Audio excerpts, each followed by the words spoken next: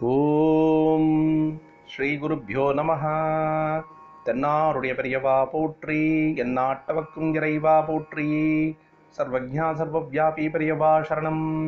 மாயப்பிறப்பருக்கும் மகாபெரியவாடி போற்றி.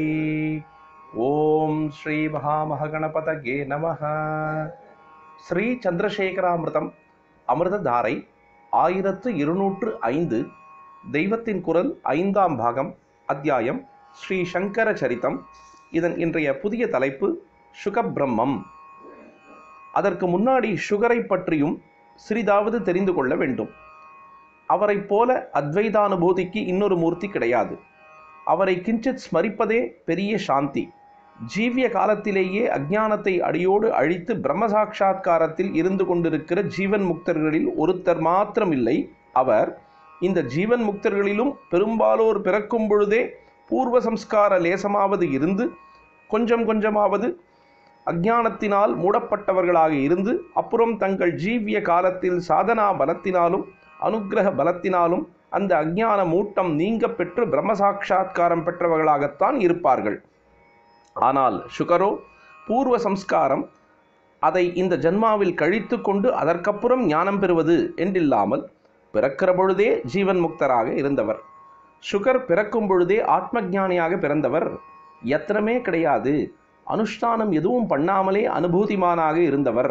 கர்மசேஷம்தான் பிறப்புக்கு காரணம் என்றாலும் இவரோ கர்மசேஷமே இல்லாமல் பிறந்தவர். கர்மாவை அனுபவிக்கத்தானே பிறப்பு. சாஸ்திரோக்த கர்மா முதலானது பண்ணித்தானே கர்மசேஷத்தினால் ஏற்பட்ட சித்த கலுஷத்தை, அதாவது சித்த அழுக்கை போக்கிக் கொண்டு அப்புறம் ஞானம் பெற முடியும். அப்படி இருக்க இவர் எப்படி பிறக்கும் பொழுதே ஜீவன் முக்தரான ஞானியாக இருக்க முடிந்தது? இதற்கு நாம் சொல்லக்கூடிய ஒரே காரணம், அஞ்ஞானம் என்பதே தொடாத ஒரு ஜீவனை லோகத்திற்கு காட்ட வேண்டும் என்றே ஈஸ்வரன் இப்படி ஒரு ஜீவனை பிறப்பித்திருக்க வேண்டும் என்பதுதான். வேறு ஒன்றும் சொல்ல தெரியவில்லை. ஒரே அஞ்ஞான பிண்டங்களாக இந்த ஜீவலோகத்தை பண்ணியுள்ள அவனுக்கு அப்படியே மாறுதலாக ஒன்று இரண்டாவது பார்க்க வேண்டும் என்று இருக்காதா? அப்படிப்பட்டவர்களை காட்டி அஞ்ஞான பிண்டங்களுக்கும் ஏதோ கொஞ்சமாவது இப்படியும் ஒரு பிறப்பிலிருந்தே சஞ்சலமே இல்லாமல் நிறைந்த நிறைவான பரிபூர்ண ஸ்திதியில் இருக்கிறது, இப்படியும் ஒரு ஸ்திதியும் இருக்கிறது என்று புரிய வைக்க வேண்டும் என்றே சுகர் மாதிரியும் ஒன்றிரண்டு சிருஷ்டித்திருக்கலாம். ஒன்றிரண்டு தான். சுகர் ஒன்று, இரண்டாவது வாமதேவர் என்பவர், அல்லது வாமதேவர் ஒன்று, சுகராகிய இவர் இரண்டு என்று காலக்கிரமத்தை ஒட்டி சொல்லலாம். ஏனென்றால் வாமதேவர் தான் சுகருக்கு முந்தி இருந்தவர். அவரை பற்றி ஐதரேய உபனிஷத்திலேயே சொல்லியிருக்கிறது. கர்ப்பவாசம் செய்யும் காலத்திலேயே அவர் சமஸ்த தேவதைகளுடைய கோடிக்கணக்கான ஜன்மங்களையும் தெரிந்து கொண்டு விட்டேன். இதற்கு முன் எப்படி இருந்தேன் தெரியுமா? இரும்பு கோட்டைகளைப் போல கணக்கில்லாத ஜன்மாக்கள் என்னை கட்டி இருந்தன. இப்பொழுது எனக்கு சிறகு முளைத்து விட்டது. ஒரு பெரிய பருந்துக்கு, கருடனுக்கு முளைத்தது போல முளைத்து விட்டது. அதனால் கட்டுக்களை மீறி பறந்து வந்து விட்டேன் என்று சொன்னதாக இருக்கிறது. பின்குறிப்பு ஐதரேய உபனிஷத். இப்படி சொல்வதிலிருந்து அவருக்கு கூட பூர்வ ஜன்மங்களின் பந்தம் இருந்து அப்புறமே பிரகிருத, அதாவது நிகழ்கால ஜன்மாவின் கர்ப்பகாலத்தில் தான் ஒரு ஃப்ளாஷ் மாதிரி பிரம்மஞானம் சித்தித்ததாக தெரிகிறது. பிறப்பிலிருந்தே கர்ப்பமாக தோன்றிய நாளிலிருந்தே முக்தர்களாக இருந்தவர் சுகர். அவரைப் போல வாமதேவர் என்று சொல்ல வந்தேன். சமீப நூற்றாண்டுகளில் ஜீவன் முக்தர் என்று சொன்ன மாத்திரத்தில் நினைக்கும்படியாக இருந்தவர் பிரம்மேந்திராள் என்கிற சதாசிவ பிரம்மம். அவர் சுகபிரம்மத்தை ஸ்துதித்து குரு ரத்ன மாலிகாவில் ஒரு ஸ்லோகம் சொல்லியிருக்கிறார். ஜனனி ஜடராதிவஷ் ச்யவன்யோ ஜகதோ நாத்ரவது ஆத்மவித் விபத்பியஹ அனுஹந்தம் அகம் தம் ஆத்மவந்தம் பகவந்தம் சுகம் ஆஸ்ரயே பிரசாந்தம். மிக லலிதமான அடுக்குச் சொல்லாக அனஹந்தம் அகம் தம் ஆத்மவந்தம் பகவந்தம் சுகமாஸ்ரயே பிரசாந்தம் என்று இருக்கிறது. அகந்த இல்லாதவரும் ஆத்மாவை அறிந்தவரும் உத்தமமான சாந்த நிலையில் இருப்பவரும் பகவத் ஸ்வரூபமான அந்த சுகரை நான் ஆசிரயிக்கிறேன் என்பது அர்த்தம். இது பின்பாதி.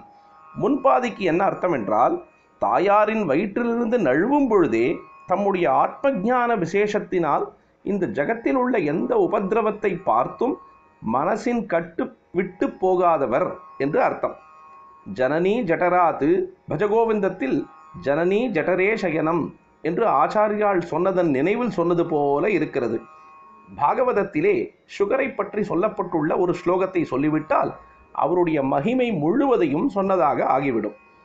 யம் பிரவ்ரஜந்தம் அனுபேதம் அபேத கிருத்தியம் துவைபாயனோ விரகாதர அஜூஹாவ புத்ரேதி தன்மயதயா தரவோ அபிநேதுஹு தம் சர்வபூத ஹிருதயம் முனிம் ஆனதோஸ்மி. அவதாரிகை. யம் எவரை என்று ஆரம்பித்து தம் அவரை ஆனதோஸ்மி, அதாவது நமஸ்காரம் பண்ணுகிறேன் என்று முடித்திருக்கிறது இந்த ஸ்லோகத்தில். எவரை அவரை என்று சொல்லியிருப்பது சுகாச்சாரியாலைத்தான். ஆனால் ஸ்லோகத்திலே தேடி பார்த்தால் அந்த பெயரையே காணோம். சர்வபூத ஹிருதயம் முனிம் என்று குறிப்பிடப்பட்டிருக்கிறது. சர்வபூதங்களுக்கும் ஆதாரமான பரபிரம்மஸ்வரூபமாக இருக்கும் ஒருவர்தானே சர்வபூத ஹிருதயத்திலும் வசிக்கக்கூடிய முனிவராக இருக்க முடியும். சுகர் ஒருவரைத்தானே அப்படி முக்கியமாக நினைப்பதாக இருக்கிறது. பிரம்மஞானிகள் பல பேர் இருந்தாலும் சுகபிரம்மம் என்று அவர் ஒருவரைத்தானே சிறப்பித்து சொல்கிறோம். சர்வபூத ஹிருதயராக இருக்கப்பட்டவரை ஒரே ஒரு சரீரத்தில் மட்டும் உள்ள ஜீவனாக வைத்து நாமகரணம் செய்த சுகர் என்ற பெயரால் குறிப்பிடப்படுவது அகண்டத்தை ரொம்பவும் குறுக்கி கண்டமாக்கினது போலத்தான் என்பதாலேயே பெயர் குறிப்பிடவில்லை என்று தோன்றுகிறது.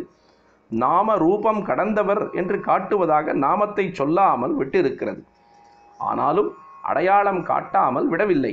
ஸ்லோகத்திலே துவைபாயனம் என்று ஒரு வார்த்தை இருக்கிறது, புத்ரேதி என்று இன்னொரு வார்த்தை இருக்கிறது. துவைபாயனர் என்பது வியாசாச்சாரியார். தீவில், அதாவது த்வீபத்தில் பிறந்ததால் அப்படி அவருக்கு பெயர். அவரால் புத்திர என்று புத்ரேதி கூப்பிடப்பட்டவர். அந்த சர்வபூத ஹிருதயர் என்று அடையாளம் காட்டியிருக்கிறது. வியாசரின் புத்திரர் என்றால் சுகர்தான் என்று புரிந்து கொண்டு விடுகிறோம். யம் என்பதற்கு அப்புறம் பிரவ்ரஜந்தம் என்று இருக்கிறது. அப்படி என்றால் இருந்த இடத்தில் இல்லாமல் சஞ்சாரம் பண்ணிக்கொண்டே இருப்பவர்.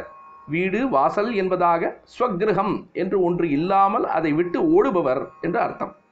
அதனால்தான் சந்நியாசத்தில் உசந்த வகையை பிரவ்ரஜ்யை என்றும் அப்படிப்பட்ட சந்நியாசியை பரிவ்ராஜகர் என்றும் சொல்வது.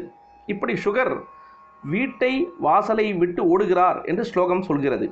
அப்புறம் அவருக்கு அனுபேதம் அபேத கிருத்தியம் என்று 2 அடைமொழி கொடுத்திருக்கிறது. அனுபேதம் என்றால் உபநயனம் ஆகாதவர், அபேத கிருத்தியம் என்றால் சாஸ்திரோக்த கர்மா மற்ற காரியங்கள் ஆகிய எல்லாவற்றிலிருந்து விடுபட்டவர், பூணூல் போடுவதற்கு முந்தியே சகல கர்மானுஷ்டானத்தையும் கடந்த ஞானியாகிவிட்டவர். மற்றவர்கள் யாரையாவது பற்றி இப்படி சொல்லியிருந்தால் ரொம்பவும் உயர்வாக நினைப்போம். ஆனால் சுகர் விஷயத்திலோ இப்படி சொல்வது செத்த முந்தி நாம் அவரை தெரிந்து கொண்ட உயர்ந்த நிலையிலிருந்து இறக்கிவிட்டதாகவே தோன்றுகிறது. குரு ரத்ன மாலிகாவில் என்ன பார்த்தோம்? தாயார் கர்ப்பத்திலிருந்து நழுவும் பொழுதே, அதாவது குழந்தையின் சரீரம் பூமியில் படுவதற்கு முன்பே அது பூலோக இன்ப துன்பங்கள் எதனாலும் கலக்கப்படாத ஞானத்தை பெற்றிருந்தது என்று பார்த்தோம். அப்படி இருக்க குழந்தை சில வருஷங்கள் வளர்ந்த பிறகுதான் அனுபேதம், அதாவது பூணூல் போடப்படாத பாலன் என்று குறிப்பிடப்படும். பச்சை குழந்தைக்கு கூட பூணூல் போடாததால் அனுபேதம் தான். ஆனாலும் குறிப்பிட்டு அப்படி சொன்னால் கிட்டத்தட்ட பூணூல் போடுகிற வயசு, ஆனாலும் போடவில்லை என்றே அர்த்தம் கொடுக்கும். இன்னும் ரிட்டையர் ஆகாதவர் என்று ஒருத்தரை பற்றி சொல்கிறோம். அப்படி என்றால் அப்பொழுது அவர் கிட்டத்தட்ட ரிட்டையர் ஆக வேண்டிய வயசுக்காரர் என்று தானே எடுத்துக்கொள்கிறோம். சமீபத்தில் தான் சர்வீஸில் சேர்ந்தவர், 30-40 வயசானவர் ஆகியோரும் ரிட்டையர் ஆகாதவர்கள்தான் என்றாலும் அப்படி சொல்வதற்கு இல்லை அல்லவா? உபநயன சம்ஸ்காரம் ஆகாதவர் என்றால் கிட்டத்தட்ட அந்த வயசு கட்டத்தில் இருப்பவர் என்றே அர்த்தம். அந்த நாளில் கர்ப்பத்தை கூட்டி 8 வயசிலே பிராமண பிள்ளைகளுக்கு பூணூல் போட்டிருப்பார்கள்.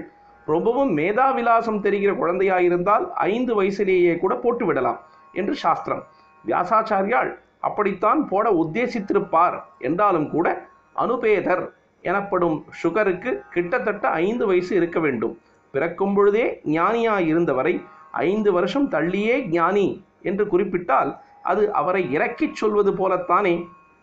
அப்படி இல்லை என்று காட்டத்தான் அனுபேதம் என்று சொல்வதற்கு முன்னாடியே பிரவ்ரஜந்தம் என்று சொல்லியிருக்கிறது. வியாசாச்சாரியாளின் ஆசிரமத்தையும் அது இருந்த ஆரண்யத்தையும் விட்டுவிட்டு சுகர் ஓடியதை பிரவ்ரஜந்தம் என்ற வார்த்தை தெரிவிக்கிறது. பின்னால் வருவதிலிருந்து அவருக்கு சரியாக ஓட முடியாமல் வியாசாச்சாரியால் புத்ரா புத்ரா என்று கதறிக்கொண்டு பின்தங்கி போனதாகவும் தெரிகிறது. ஒரு குழந்தை இந்த அளவுக்கு கை கால் வளர்ந்து ஓடும் சக்தி பெறுவதற்கு 4-5 வயசாவது ஆக வேண்டாமா? கர்ப்பத்திலிருந்து விழும்பொழுது அப்படி ஓட முடியுமா? அதனால்தான் பிறந்ததிலிருந்தே பரிவ்ராஜகராக ஓடுகிற எண்ணம் கொண்ட ஞானியாகத்தான் சுகர் இருந்தார் என்றாலும் அந்த எண்ணத்தை காரியமாக்கி அவர் புறப்பட்ட சமயத்தை குறிப்பிடும் பொழுது அவரை உபநயனமாகாதவர் என்று சொல்லியிருக்கிறது. அமிர்தம் தொடர்ந்து பொழியும். பிரதோஷ சங்கர பிரத்யக்ஷ சங்கர தென்னாருடைய பெரியவா போற்றி, எந்நாட்டவர்க்கும் இறைவா போற்றி, சர்வஜா சர்வவியாபி பெரியவா சரணம், மாய பிறப்பருக்கும் மகாபெரியவாடி போற்றி.